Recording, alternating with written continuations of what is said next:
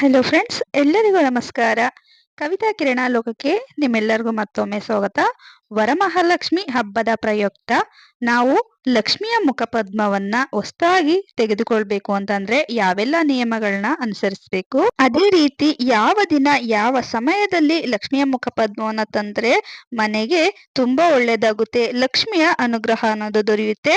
ಜೊತೆಗೆ ವರಮಹಾಲಕ್ಷ್ಮಿ ಹಬ್ಬಕ್ಕೆ ಬಹಳನೇ ಮುಖ್ಯವಾಗಿ ಇದು ತುಂಬಾನೇ ಮುಖ್ಯ ಆಗುತ್ತೆ. ಯಾಕಂತಂದ್ರೆ ನಾವು ಎಷ್ಟೇ ಆಡಂಬರದಿಂದ ಹಬ್ಬವನ್ನ ಮಾಡಿದ್ರು ಕೂಡ ಲಕ್ಷ್ಮಿಯ ಮುಖಪದ್ಮ ಇದ್ರೇನೆ ಆ ಹಬ್ಬಕ್ಕೆ ತುಂಬಾನೇ ಮೆರುಗು ನೀಡುತ್ತೆ.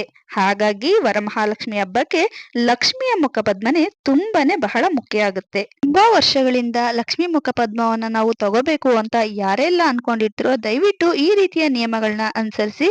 ಯಾವುದೇ ಕಾರಣಕ್ಕೂ ಕೂಡ ಆರ್ಟಿಫಿಷಿಯಲ್ ಆಗಿ ಅಥವಾ ಮಾರ್ಕೆಟ್ ಅಲ್ಲಿ ಸಿಗುವಂತಹ ಮುಖಪದ್ಮವನ್ನ ಖರೀದಿಸೋದಕ್ಕೆ ಹೋಗ್ಲೇಬೇಡಿ.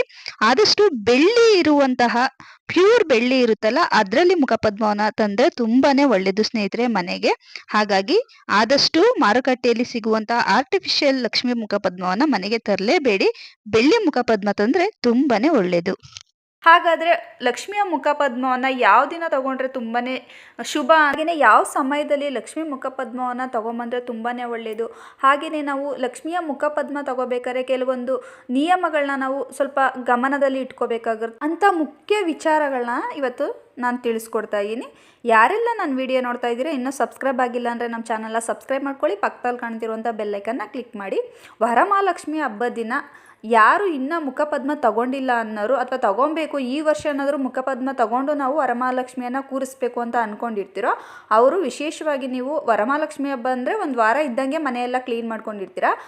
ಮೊದಲನೇ ಬಾರಿಗೆ ನೀವು ವರಮಹಾಲಕ್ಷ್ಮಿಯ ಮುಖಪದ್ಮ ತಗೊಬೇಕು, ಲಕ್ಷ್ಮಿಯ ಮುಖಪದ್ಮ ತಗೋಬೇಕು ಅಂದರೆ ಮನೆಯೆಲ್ಲ ಕ್ಲೀನ್ ಮಾಡಾದ್ಮೇಲೆ ನೀವು ಇನ್ನು ಹಬ್ಬ ಒಂದಿನ 2 ದಿನ ಇದ್ದಂಗೆ ತೊಗೊಂಡ್ರೆ ತುಂಬಾ ಶುಭ ಅಂತಲೇ ಹೇಳ್ಬೋದು. ಯಾಕಂದರೆ ಮನೆಯೂ ಎಲ್ಲ ಕ್ಲೀನಾಗಿರುತ್ತೆ, ಲಕ್ಷ್ಮಿ ಮನೆಗೆ ಬಂದರೆ ತುಂಬಾ ಶುಭ ಅಂತಲೇ ಹೇಳ್ಬೋದು. ವಿಶೇಷವಾಗಿ ನೀವು ವರಮಹಾಲಕ್ಷ್ಮಿಗೆ ಮೊದಲನೇ ಬಾರಿಗೆ ನೀವು ಮುಖಪದ್ಮವನ್ನು ಲಕ್ಷ್ಮಿಯ ಮುಖಪದ್ಮವನ್ನು ತೊಗೊತೀನಿ ಅನ್ನೋರು ನೀವು ಗುರುವಾರದ ದಿನ ತೊಗೊಂಡ್ರೆ ತುಂಬಾ ಒಳ್ಳೆಯದು, ಅಥವಾ ಮಂಗಳವಾರ ದಿನ ತೊಗೊಂಡ್ರು ತುಂಬಾ ಒಳ್ಳೆಯದು. ಮಂಗಳವಾರ ತೊಗೊಳ್ಳೋರು ಇನ್ನೂ ಸ್ವಲ್ಪ ಮನೆ ಕ್ಲೀನಿಂಗ್ ಎಲ್ಲ ಬ್ಯಾಲೆನ್ಸ್ ಇದೆ ಅಂತನ್ನೋರು ಗುರುವಾರ ನೀವು ತೊಗೊಂಡ್ರೆ ತುಂಬಾ ಒಳ್ಳೆಯದು. ಮತ್ತು ಈ ಮುಖಪದ್ಮ ತೊಗೊಬೇಕಾದ್ರೆ ನೀವು ವಿಶೇಷವಾಗಿ ಸ್ವಲ್ಪ ವಿಚಾರನ ಗಮನದಲ್ಲಿ ಇಟ್ಕೊಬೇಕಾಗುತ್ತೆ. ಏನಂದರೆ ಲಕ್ಷ್ಮಿಯ ಮುಖಪದ್ಮ ತಗೋಬೇಕಾದ್ರೆ ಲಕ್ಷ್ಮಿಯ ಮುಖಪದ್ಮ ಯಾವ ರೀತಿ ಇರುತ್ತೋ ಅದೇ ರೀತಿ ಮನೆಯಲ್ಲಿ ಇರುವಂತಹ ಹೆಣ್ಣು ಮಕ್ಕಳು ಅಥವಾ ಏನು ಗೃಹಿಣಿ ಅಂತ ಹೇಳ್ತಾರೆ ಅದೇ ಥರ ಇರ್ತಾರೆ. ಅಂದರೆ ಲಕ್ಷ್ಮಿಯ ಮುಖದಲ್ಲಿ ಒಂದು ಮಂದಹಾಸ ಇರಬೇಕು, ಅಂದರೆ ಯಾವಾಗಲೂ ಮುಗುಳ್ನಗುತ್ತಾ ಇರಬೇಕು, ಮಹಾಲಕ್ಷ್ಮಿಯ ಕಳೆವು ಅಂತ ಹೇಳ್ತಾರೆ. ಹಾಗಾಗಿ ನೀವು ತಗೊಳ್ಳೋವಂಥ ಮುಖಪದ್ಮ ಮುಗುಳ್ನಗ್ತಾ ಇರಬೇಕು ಮತ್ತು ಕಾಂತಿಯುತವಾಗಿ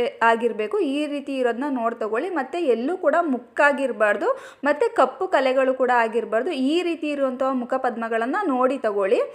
ಮತ್ತು ಇನ್ನೊಂದು ತುಂಬ ಇಂಪಾರ್ಟೆಂಟ್ ಅಂದರೆ ಇದನ್ನು ಯಾವ ಸಮಯದಲ್ಲಿ ತೊಗೋಬೇಕು ಅಂದರೆ ನೀವು ವಿಶೇಷವಾಗಿ ಮಂಗಳವಾರ ದಿನ ಮತ್ತು ಗುರುವಾರ ತೊಗೊಂಡ್ರೆ ತುಂಬಾ ಒಳ್ಳೆಯದು.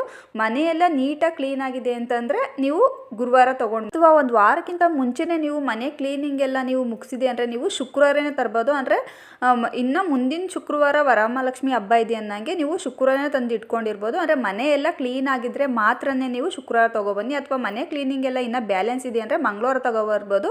ಇಲ್ಲ ಸಂಪೂರ್ಣವಾಗಿ ಕ್ಲೀನ್ ಆದಮೇಲೆ ನೀವು ಗುರುವಾರ ತೊಗೊಬರ್ಬೋದು. ಇದನ್ನು ಯಾವ ಸಮಯದಲ್ಲಿ ತೊಗೊಬರ್ಬೇಕು ಅಂದರೆ ವಿಶೇಷವಾಗಿ ಇದನ್ನು 4 ಗಂಟೆಯಿಂದ 6 ಗಂಟೆ ಒಳಗಡೆ ಈ ಲಕ್ಷ್ಮಿಯ ಮುಖಪದ್ಮನ ತೊಗೊಬಂದರೆ ಸಾಯಂಕಾಲ ಅಂದರೆ ಗೋಧೂಳಿ ಸಮಯದಲ್ಲಿ ಮಹಾಲಕ್ಷ್ಮಿಯ ಮನೆಗೆ ಬಂದಷ್ಟು ನಿಮಗೆ ಶುಭ ಫಲಗಳನ್ನ ತಂದುಕೊಡ್ತೀವಿ ಅಂತಲೇ ಹೇಳ್ಬೋದು. ಹಾಗಾಗಿ ನೀವು ವಿಶೇಷವಾಗಿ ಮಹಾಲಕ್ಷ್ಮಿಯ ಮುಖಪದ್ಮವನ್ನು ಶುಕ್ರವಾರ, ಮಂಗಳವಾರ, ಗುರುವಾರದ ದಿನ ನೀವು ಸಾಯಂಕಾಲ ಅಂದರೆ ಗೋಧೂಳಿ ಸಮಯದಲ್ಲಿ ಮುಖಪದ್ಮವನ್ನು ಖರೀದಿದ್ರೆ ಮನೆಯಲ್ಲಿ ಮಹಾಲಕ್ಷ್ಮಿ ಶಾಶ್ವತವಾಗಿ ನೆಲೆಸ್ತಾಳಂತೆ. ಹಾಗಾಗಿ ನೀವು ವಿಶೇಷವಾಗಿ ನೀವು ಗೋಧೂಳಿ ಸಮಯದಲ್ಲಿ ಪದ್ಮನ ತಗೊಬನ್ರಿ. ಮತ್ತೆ ಮುಖಪದ್ಮ ತಗೊಬರೋಕೆ ಹೋಗೋಕ್ಕಿಂತ ಮುಂಚೆ ನೀವು ಮನೆಯಲ್ಲಿ ದೀಪವನ್ನು ಹಚ್ಚಿ ಪೂಜೆಯನ್ನೆಲ್ಲ ಮುಗಿಸಿ ಅದಾದ್ಮೇಲೆ ನೀವು ಲಕ್ಷ್ಮಿಯ ಮುಖಪದ್ಮವನ್ನು ತಗೊಂಬಂದ್ರೆ ತುಂಬಾನೇ ಒಳ್ಳೆಯದು. ಮತ್ತೆ ಈಗ ಆಲ್ರೆಡಿ ನಮ್ಮ ಹತ್ರ ಮುಖಪದ್ಮ ಇದೆ, ಅದು ಆಲೆ ತುಂಬಾನೇ ಹಳೆಯದಾಗಿದೆ, ಅದನ್ನ ಏನು ಮಾಡಬೇಕು, ಅದನ್ನ ಮತ್ತೆ ಅದನ್ನ ಹಾಕ್ಬಿಟ್ಟು ಬೇರೆ ತಗೋಬೇಕಾ ಅನ್ನೋ ಗೊಂದಲ ಇರುತ್ತೆ.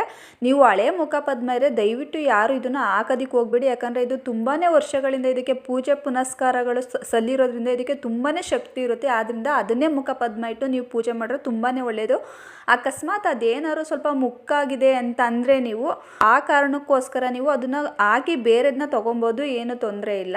ಅಕಸ್ಮಾತ್ ನಿಮಗೆ ಸಪ್ರೇಟಾಗಿ ನಾವು ಲಕ್ಷ್ಮೀ ಮುಖಪದ್ಮ ನಾವು ತೊಗೊತೀವಿ ಅನ್ನೋದಾದ್ರೆ ಈ ಮುಖಪದ್ಮನ ಏನು ಮಾಡಬೇಕು ಅಂದರೆ ಆ ಮುಖಪದ್ಮನ ನೀವು ಹಾಕಿ ದೇವರ ಕೋಣೆಗೆ ಬೇಕಾದಂತಹ ವಸ್ತುಗಳನ್ನ ನೀವು ತೊಗೊಬೇಕಾಗುತ್ತೆ. ಕುಂಕುಮ ಭರಣೆ ಆಗಿರ್ಬೋದು ಅಥವಾ ದೇವರ ಮನೆಗೆ ಹಚ್ಚುವಂಥ ದೀಪಗಳಾಗಿರ್ಬೋದು, ಈ ಥರ ಕಳಸ, ಈ ಥರ ವಸ್ತುಗಳನ್ನ ನೀವು ತೊಗೊಬೋದು, ಏನು ತೊಂದರೆ ಇಲ್ಲ. ಆದರೆ ಆದಷ್ಟು ನೀವು ಹಳೆ ಮುಖಪದ್ಮಗಳನ್ನ ಹಾಕೋದಕ್ಕೆ ಹೋಗಬೇಡಿ. ಯಾಕಂದರೆ ನೀವು ಹಿಂದಿನ ಕಾಲದಿಂದ ಅಂದರೆ ನಿಮ್ಮ ಹಿರಿಯರು ತಲಾಂತರಗಳಿಂದ ಅದನ್ನು ಪೂಜೆ ಮಾಡಿ ಅದಕ್ಕೆ ತುಂಬಾ ಶಕ್ತಿ ಇರುತ್ತೆ ಅಂತ ಮುಖಪದ್ಮಗಳಿಗೆ. ನೀವು ಇಲ್ಲಿ ಬಂದಿರುವಂಥ ಒಂದು ಡಿಸೈನ್ಗೋಸ್ಕರ ನೀವು ಆ ಥರ ಹಾಕೋದಕ್ಕೆ ಹೋಗಬೇಡಿ. ಯಾಕಂದರೆ ಅದರಲ್ಲಿ ತುಂಬಾ ನಿಮ್ಮ ಹಿರಿಯರು ಇರ್ಬೋದು ಅಥವಾ ನಿಮ್ಮ ತಾತ ಅಜ್ಜಿ ಅಂದರೆ ಅತ್ತೆ ಮಾವ ಈ ಥರದವರು ತುಂಬಾ ಒಂದು ಪ್ರೀತಿ ವಿಶ್ವಾಸದಿಂದ ಅಥವಾ ಅವರು ತುಂಬಾ ಒಂದು ಗೌರವದಿಂದ ಅದಕ್ಕೆ ಪೂಜೆಯನ್ನು ಸಲ್ಲಿಸಿ ಅದರ ಶಕ್ತಿ ತುಂಬಾ ಇರುತ್ತೆ. ಹಾಗಾಗಿ ಸಾಂಪ್ರದಾಯಿಕವಾಗಿ ಬಂದಿರುವಂಥ ವಸ್ತುಗಳನ್ನ ನೀವು ಉಳಿಸ್ಕೊಳ್ಳೋದಕ್ಕೆ ಪ್ರಯತ್ನ ಪಡಿ. ಬಹಳ ಮುಖ್ಯವಾಗಿ ಲಕ್ಷ್ಮಿಯ ಮುಖಪದ್ಮವನ್ನ ಗೋಧೂಳಿ ಸಮಯದಲ್ಲಿ ತಂದ್ರೆ, ಜೊತೆಗೆ ಬೆಳ್ಳಿ ಮುಖಪದ್ಮವನ್ನ ತಂದ್ರೆ ಮನೆ ಲಕ್ಷ್ಮೀ ನಿವಾಸವಾಗುತ್ತೆ ಅಂತ ಹೇಳ್ತಾರೆ. ಅಂದ್ರೆ ಗೋಧೂಳಿ ಸಮಯದಲ್ಲಿ ಮಹಾಲಕ್ಷ್ಮಿನೇ ಮನೆಗೆ ಆಗಮನ ಮಾಡಿದಷ್ಟು ನಮ್ಗೆ ಸಿರಿ ಸಂಪತ್ತು ಅಷ್ಟೈಶ್ವರ್ಯ ನಮ್ಗೆ ಲಕ್ಷ್ಮಿ ಕರುಣಿಸ್ತಾಳೆ ಅಂತ ಹೇಳ್ತಾರೆ. ಹಾಗಾಗಿ ಈ ಸಮಯದಲ್ಲಿ ಲಕ್ಷ್ಮಿಯ ಮುಖಪದ್ಮವನ್ನ ಖರೀದಿಸಿ ಸ್ನೇಹಿತರೆ. ಲಕ್ಷ್ಮಿಯ ಮುಖಪದ್ಮದ ಬಗ್ಗೆ ನನಗೂ ಎಷ್ಟು ಗೊತ್ತಿದೆಯೋ ಅಷ್ಟು ಮಾಹಿತಿನ ನಿಮ್ಗೆ ತಿಳಿಸ್ಕೊಟ್ಟಿದ್ದೀನಿ. ಈ ಮಾಹಿತಿ ನಿಮ್ಗೆ ಇಷ್ಟ ಆಗಿದ್ರೆ ದಯವಿಟ್ಟು ನಮ್ಮ ಚಾನಲ್ನ ಇನ್ನೂ ಸಬ್ಸ್ಕ್ರೈಬ್ ಮಾಡ್ದಲೇ ನೋಡ್ತಿದ್ರೆ ಸಬ್ಸ್ಕ್ರೈಬ್ ಮಾಡ್ಕೊಂಡು ನೋಡಿ. ಈ ಮಾಹಿತಿ ಇಷ್ಟ ಆದ್ರೆ ಈ ವಿಡಿಯೋಗೆ ಒಂದು ಲೈಕ್ ಕೊಡಿ ಸ್ನೇಹಿತರೆ. Thank you.